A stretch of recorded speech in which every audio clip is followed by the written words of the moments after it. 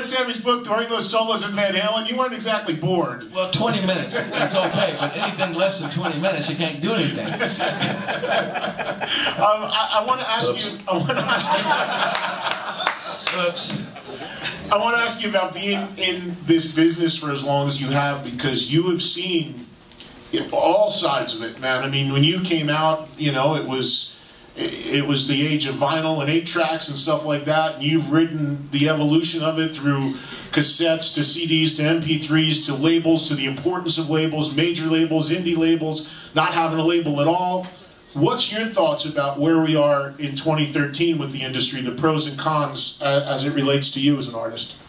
Well, the pros are that you're going to find more and more musicians doing it for the right reasons, because there's no industry to help you. In the old days, you get a record deal and you got a bunch of money advance. You go out and buy some nice clothes and a car and, you know, go get wasted and kind of blow your career out the window. And a lot of people did that. You know, you see in the old days, in the 70s and 80s, look how many people came and went. It was crazy. Well, I think anybody now that really gets into live music, you know, like the bands that are like the Black Keys and people like that that are out there playing rock and roll for the real spirit and all that, you're going to get some good music coming out now from that, because you have to do it for the right reasons, because otherwise, you know, you're not going to make any money unless you make it. So nobody's going to support you.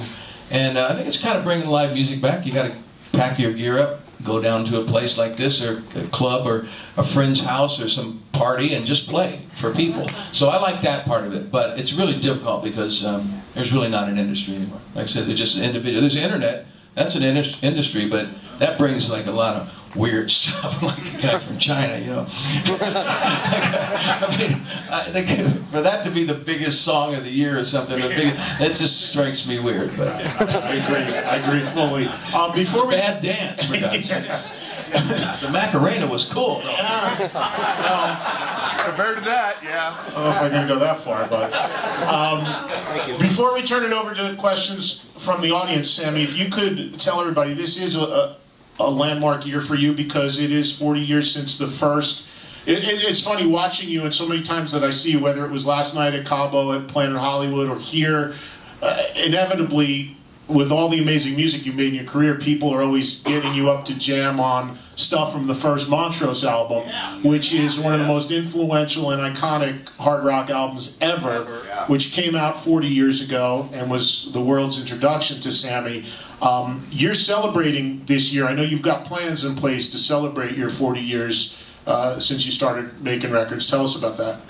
Yeah, I've been trying to think about how to do this for a while. So I don't really play music for a living anymore, and it's a beautiful thing. I don't mean that in, you know, any kind of way, except for this is really cool. Now I don't have to make it a business, so it becomes just, this is what I want to do.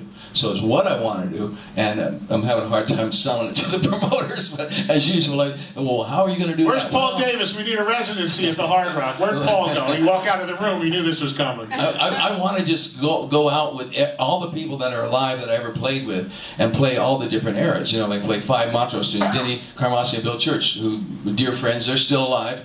And we just played last week and recorded a new song. So I recorded a Montrose-type song called Not Going Down, written by the band Rival Sons. Wrote this song for me because they're Montrose freaks.